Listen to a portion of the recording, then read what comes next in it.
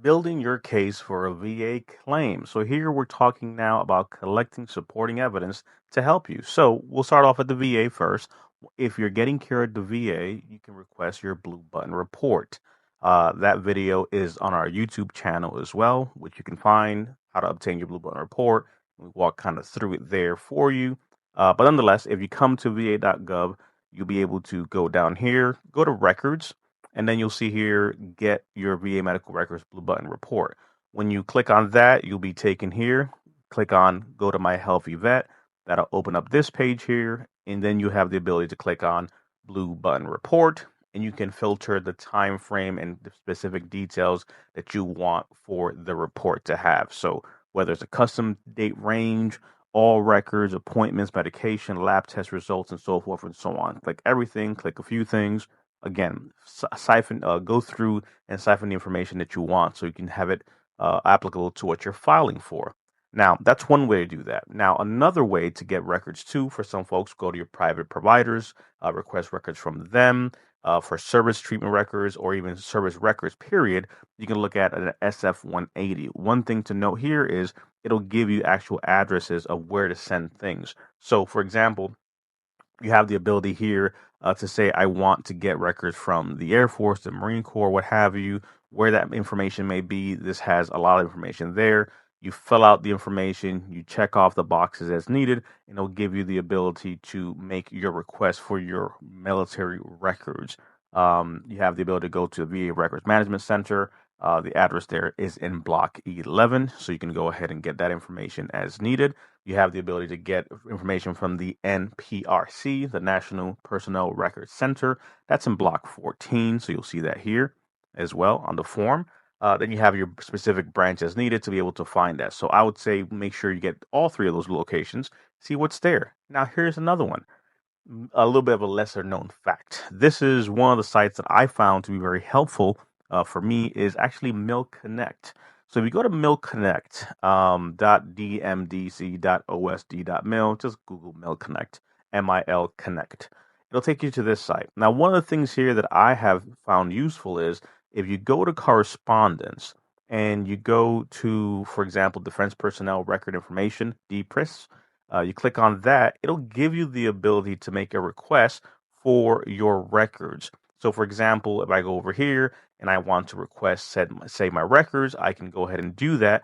Click on that information, and it'll give me the ability to request the information that I want. For example, service records, professional history, administrative group, etc. So whatever has been scanned, whatever may be online, you'll be able to see that information there. It comes back in a few days. It's actually a pretty good resource for things that you may not even know are scanned. Another one also is Tricare Online. You also have the ability to go on there and also request a blue button report, and it'll be different than the VA one. I have found that here, for example, things from my deployments were on this patient portal at Tricare Online. And once you log in, this is what it will look like. Head on over to Health Records, for example. It looks kind of like blue button report as well. Click on that, and it'll give you the ability to also do a search by time frame and so forth, and what specifically do you want to find for records. I have found again that certain things that were in this record were specific to me for my time in Iraq that I didn't find anywhere else. So again, you can go here and kind of get information that maybe may not be elsewhere. So same type of process. Click on download. You click the process, time frame, what you want, encounters, etc. And again, it can give you potentially additional information that you may not find anywhere else. And then lastly, looking at supporting statements, personal statements, right? Using VA Form 21-10210, this comes in handy versus other forms because at least here it gives the person supporting you, for example, to put their information, right? So claimant identification information. If the person is different from you, they can put their information, write the testament as to what they're alleged they may have seen, witnessed, and so forth to help you, buddy statements, right? And then give their signature and information, contact information as needed. So when it comes to filing a VA claim, understand this is a records conversation.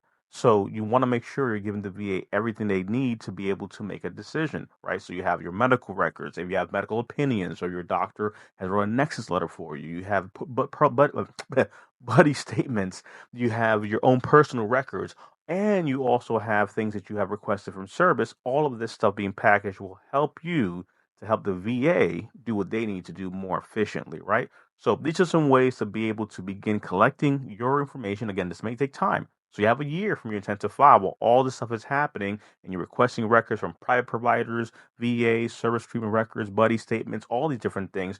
Take the time, start the process little by little. You have a year. Bring all this together helps you build your case to make the argument as needed to make a solid argument to the VA and not just depend on them to go find something for you. If you have questions, feel free to jump into the comment section and we'll continue the conversation there. But make sure to save this for your records and share with a veteran as well.